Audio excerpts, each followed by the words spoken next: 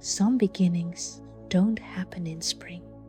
They happen on an ordinary Tuesday evening in a quiet kitchen when no one is watching.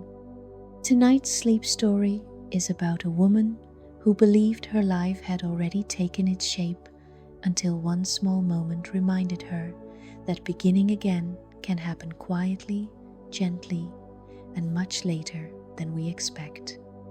In this gentle sleep story for women, we spend a calm evening in a farmhouse kitchen where a woman in midlife makes her very first jar of jam. Outside, the evening settles softly over the fields. Inside, something even quieter begins to change. Before we begin, if you enjoy these soft nighttime stories, you're warmly welcome to like the video and subscribe to the Cottage. It helps this quiet little place reach other women who might need a gentle story tonight too. And if you feel like sharing, you can leave a comment about the kinds of places or moments you'd love to hear a story about next. A rainy village evening, a quiet train journey, a mountain cabin, or somewhere entirely your own. I read every one of those little notes. And if you ever share that you need a little extra kindness, I'll always answer you. Now, settle in, get comfortable, and let this story carry you slowly into rest. The farmhouse came with the kind of history that shows in surfaces rather than documents. Thick walls that had absorbed 40 winters and released them slowly through spring. A kitchen floor of uneven stone, each slab worn in the center where feet had always passed, rougher at the edges where they hadn't. A ceiling with a beam that was slightly too low, that Mara had learned to duck beneath in the first week and now navigated without thinking, the way you learn the rhythms of a place by living in it rather than studying it. She had moved here 11 months ago. Not because she had always dreamed of a farmhouse she hadn't particularly. She had dreamed of other things. A house in the city with a garden just large enough for a table and 2 chairs, a life organized around proximity to things she loved. But that dream had been built for 2, and then it was only for 1, and the arithmetic of it stopped working, and she had needed somewhere else to be. A friend had mentioned the farmhouse. A cousin of someone, renting cheaply because it needed work, because the nearest town was 40 minutes away, because it was the kind of place people passed through rather than chose deliberately. Mara had chosen it deliberately. She had driven up on a grey November morning, walked through the empty rooms in her coat because the heating wasn't on, stood at the kitchen window looking out at a field full of nothing in particular, and said yes. Without negotiating, without making a list of pros and cons, without asking herself if it made sense, it was the most decisive she had been in years. She had wondered in the months since what that meant, whether she had been brave or only exhausted, whether there was a meaningful difference between the two. Either way, she was here. And tonight, in late August, with the windows open and the last of the day's warmth still in the air, the farmhouse felt less like a retreat and more like a beginning. The plum tree was at the far end of the garden, past the patch she had cleared in spring and planted with more ambition than expertise. She had not known, when she moved in, that there was a plum tree. It had been invisible in November, bare and unpromising, indistinguishable from the other dark shapes at the garden's edge. It was only in April, when it had erupted without warning into a mass of small white blossoms, that she had noticed it. She had stood at the kitchen window with her morning coffee and stared at it for a long time, feeling something she couldn't quite name. Surprise, partly. The particular surprise of discovering that something was already there, already prepared to give, already in the process of becoming, without her having planted it, or planned for it, or deserved it in any particular way. By August, the plums had come, more than she had expected, far more. They hung in dense clusters, deep purple red, their skins dusty with that particular bloom that disappears the moment you touch it. She had picked them over 2 evenings, filling a colander, then a bowl, then a second bowl, laughing a little at the abundance of it, at the tree's complete indifference to her capacity to receive what it was offering. She had looked up jam. Not a recipe from someone she knew. She didn't know anyone who made jam. Only a search, late one night, that led her to a website with a recipe in plain language and a comment section full of people who had never made jam before and had tried it anyway and reported back. She had read the comments for longer than the recipe. I've never done anything like this before, but it worked. My grandmother used to make this, and I finally tried it at 58. First attempt. A bit runny, but I don't care. It's mine. She had gone to bed that night with something that felt cautiously like intention. The kitchen was warm from the day and warmer still from the stove. Mara had the windows open, the one above the sink that looked out onto the side of the house, where the rose she had planted in May was doing better than expected, and the door to the garden, propped with the smooth stone she had found in the lane and brought inside for exactly this purpose, without knowing yet what the purpose was. On the stove, the plums, halved and stoned, already beginning to collapse in the pot with their sugar.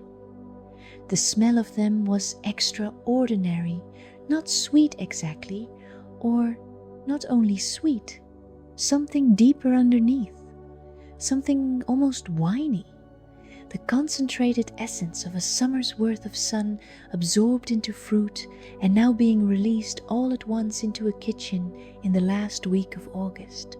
She stirred slowly. This was the thing she hadn't expected. How much of jam making was simply standing and stirring and watching.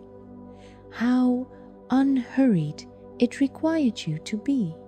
The recipe had said low heat, patience, don't rush it, and she had read this as instruction, but was discovering it as something closer to permission. She had not stood still like this in a long time.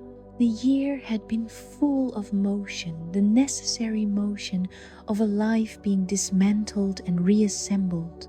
The appointments and the paperwork and the calls she had to make and the explanations she had to give and the performance of being fine or fine enough that she had maintained for so long, it had started to feel like her only remaining skill. Here, stirring plums on a Tuesday evening, she was not performing anything. There was no one to be fined for, only the fruit and the heat and the wooden spoon worn smooth at the handle from whoever had used it before her. She let herself be still inside the motion of stirring. It was a small thing. She was discovering exactly enough.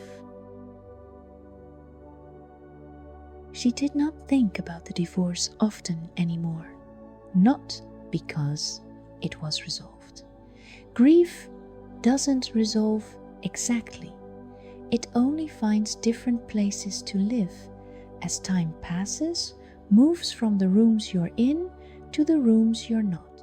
But because she had made a private agreement with herself, somewhere in the first months at the farmhouse, that she would not spend the evenings in it, the mornings were sometimes unavoidable. The nights occasionally ambushed her. But the evenings she had decided to keep. Tonight, the evenings were hers.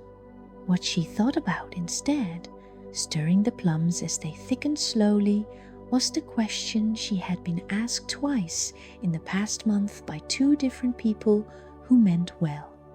So, what are your plans? She had answered both times with something vague about taking it one day at a time, which was true but incomplete. The complete answer was something she hadn't said aloud yet, that she didn't have plans, and that this was the first time in 20 years she hadn't had plans, and that she was trying very carefully, very tentatively, to find out whether that was terrible or whether it was, in some way she couldn't yet articulate, a kind of freedom. She had spent her 30s being good at things. Her career, which she had built methodically and maintained with discipline, her marriage, which she had tended the way you tend, a garden you've invested in attentively, anxiously, not always noticing what was actually growing versus what you hoped was growing, her image of herself as a capable person, a person who managed, a person who did not require rescuing. None of those things had prepared her for standing in an unfamiliar kitchen at 42, making jam from plums she hadn't planted, following a recipe she'd found in a comment section, not entirely sure it would work. And yet, the pot smelled extraordinary, and her hands knew what to do, even though they had never done this before. And the evening was warm and unhurried and entirely her own.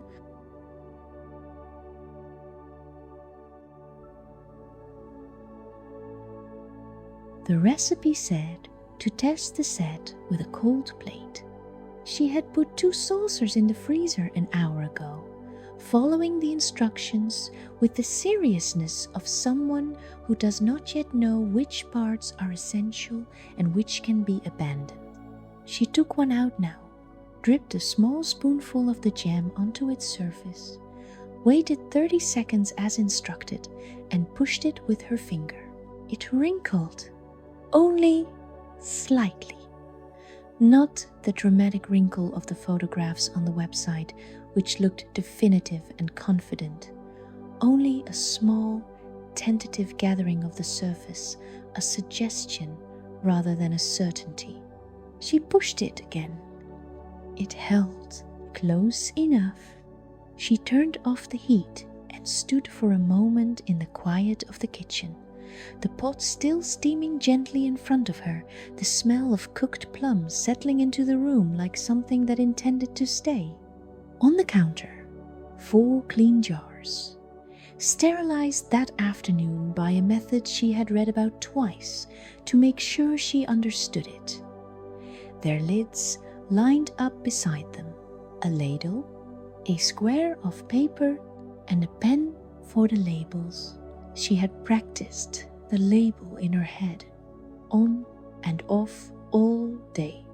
It seemed important to get it right, not because anyone else would see it, only because the label was the moment at which the thing became a thing. Before the label, it was only jam. After the label, it was her jam, made by her, in this kitchen, in this August, in this particular year of her life. She picked up the pen. Plum jam, she wrote. August. And then, after a pause, first batch. The filling was slower than she expected and more satisfying. She ladled the jam carefully, watching the deep purple-red liquid settle into each jar, the color of it catching the kitchen light in a way that made her stop briefly between jars just to look. It was a beautiful color. She had not thought much about the color of plums before, had eaten them, yes, had bought them without looking closely. He had taken them for granted, the way you take for granted most things that are simply available. Now she looked. The jars filled slowly, one by one, each one sealed with a small satisfying pop as the lid went on and the heat did its work. She set them on the counter in a row and stood back. 4 jar, not many. Enough for herself and perhaps a few to give away if she decided to. Small, slightly uneven in their filling, the labels written by hand in her own handwriting, which had always been untidy and was especially untidy now because she had been holding a pen at an awkward angle. She looked at them for a long time. She thought about all the things she had made in her life that had been more impressive than this. The presentations, the projects, the carefully constructed arguments, the version of herself she had assembled and maintained, and finally, exhaustingly, let go of.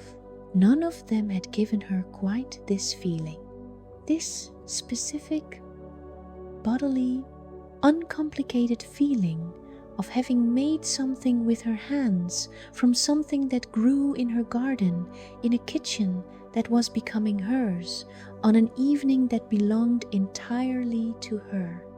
4 jars, first batch, enough? She washed the pot and the ladle and the spoon and the bowls, moving through the washing up with the particular ease of someone whose mind has gone quiet. The kitchen was sticky in the way of kitchens. Where jam has been made, a film of sweetness on every surface, the particular residue of fruit and sugar that would need a proper wipe down tomorrow. She ran a cloth over the counter near the stove, did the worst of it, and decided the rest could wait. She made tea. The jars were still on the counter when she came back from the kettle, still cooling, the lids concave now in the way of properly sealed jars. She moved them to the shelf above the worktop, the shelf that had held, when she arrived, someone else's things, and had held nothing for several months, and now held this, her jam on her shelf in her kitchen. She sat at the kitchen table with her tea and looked at them. Outside, the garden was dark now, the last of the evening light gone, the rose invisible against the wall of the house. The field beyond the garden was a sound more than a shape, something moving in the long grass, a bird settling somewhere in the hedgerow. She thought about what her life looked like from the outside. 42, alone, in a farmhouse far from the city she had lived in for 15 years. No particular plan. A job she did remotely, part-time, that paid enough and asked little. A garden she was learning. A plum tree she had not planted. 4 jars of jam on a shelf. From the outside, she imagined it might look like a step backward, a retreat, a life that had contracted around a loss. From the inside, it felt different. From the inside, it felt like the first time in years she was living in something real, something she had actually chosen rather than maintained, something that was hers in a way that did not depend on anyone else confirming it. She did not know yet what came next. She had stopped needing to know. What she knew was this evening. The plums, the stirring, the 4 jars on the shelf, the tea in her hands, the field outside doing what fields do at night. She stayed at the table longer than she needed to. This was something she was learning, to stay somewhere without an agenda, without a reason, without the forward momentum that had driven her through most of her adult life. She had always been moving towards something. The next thing, the better thing, the version of the future that justified the effort of the present. She was not moving toward anything in particular tonight. She was only here, in this kitchen, with her tea and her jam and the sound of the field outside. She thought about what beginning looks like when you are 42 and starting something you do not know how to do. It looks like 4 jars, not 40. It looks like a label written in imperfect handwriting. It looks like following a recipe found in a comment section because you don't know anyone who does this and you are doing it anyway. It looks like a plum tree you didn't plant that gave more than you expected and asked for nothing in return. It looks like showing up to the kitchen on a Tuesday evening when you could have done nothing, when nothing would have been easier, when no one was waiting to be impressed. It looks, she thought, remarkably like courage, even if it didn't feel like courage. Even if it felt only like a woman standing at a stove stirring something, not entirely sure it would work.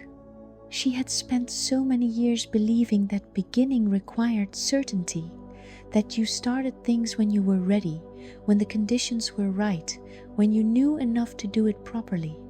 She had waited, more than once, for a readiness that never quite arrived. The plum tree had not waited. It had simply bloomed in April, without asking whether anyone was ready to receive it. She understood this now in a way she hadn't before. Beginning did not require readiness. It only required the decision to begin.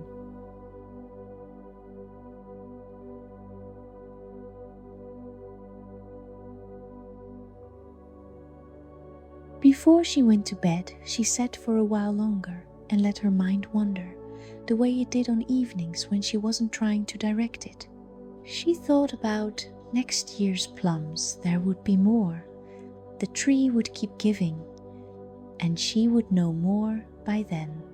She would know how to adjust the sugar ratio, how to test the set with more confidence, whether her jam would be better described as a conserve or a preserve, and whether the difference mattered to anyone. She thought about the other things growing in the garden. The apple tree along the fence, still young, that would not fruit properly for another year or 2. The blackberries she had noticed along the lane in July, growing wild and ungoverned, that she had not picked because she hadn't known yet that she was someone who would want to. She was, she thought, someone who would want to. She thought about the market in the village on Saturday mornings. She had been twice, briefly, buying things and leaving quickly in the way of someone who is not yet comfortable in a place and overcompensates by not lingering. She had seen a woman at a table with jars of things she had made, chutneys, honeys, small tied bundles of dried herbs, and had moved past quickly without stopping. She thought about stopping next time, not to sell anything.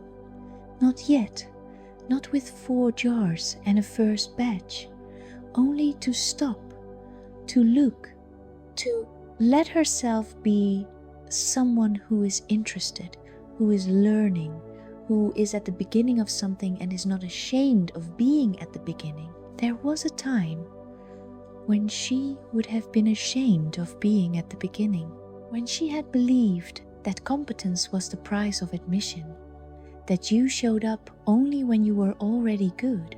She had been wrong about that. Beginning was the price of admission. Imperfect, uncertain, 4 jars on a shelf beginning. That was all it took. That was all it had ever taken. She rinsed her mug and turned off the kitchen light. The jars on the shelf caught the faint light from the hallway as she passed 4 small shapes, dark and rounded, holding what she had made. She paused for a moment in the doorway and looked at them in the half-dark. There would be other batches. She knew this now in the way you know the things you have decided without drama in the course of a quiet evening. There would be apple butter in October, and perhaps blackberry jam if the lane gave what it was promising. There would be more things she didn't know how to do yet, approached with recipes from comment sections, attempted in this kitchen, turned out imperfect and hers. There would be the market on Saturday. There would be, eventually, a table of her own, if she wanted it. If she got that far, if it went that way, she did not need it to go any particular way tonight. She only needed the 4 jars on the shelf, and the knowledge that she had made them, and the particular quality of tiredness that comes from having done something real with your hands on an ordinary Tuesday. She went upstairs. The farmhouse settled around her, as it always did. At night, the low sounds of an old building breathing, the field outside doing its own quiet work, the August warmth still held in the stone walls and releasing itself slowly into the dark. She lay down. The ceiling above her was the same ceiling it had been every night for 11 months, familiar now in the way of ceilings you have stared at long enough to stop seeing. She did not stare at it tonight. Her eyes were already closing. She was 42. Her life had not gone as planned. She was in a farmhouse she had not expected, beginning things she had not prepared for, learning as she went with the imperfect attention of someone who is also tired and also figuring it out and also, underneath all of it, more herself than she had been in a long time. The plum tree was in the garden. It had bloomed without waiting to be ready. It had given more than she could hold, and she had made something from it and put it on the shelf, and it was hers. You can begin at 42. You can begin at 50, at 60, at any age at which you find yourself standing in a kitchen you didn't plan for, with fruit you didn't plant, following a recipe you found in a comment section. You can begin when you are not ready. You can begin when it is small. You can begin on a Tuesday. The beginning is enough. You are enough to begin. Sleep well, dear one. You are safe, and the night will hold you.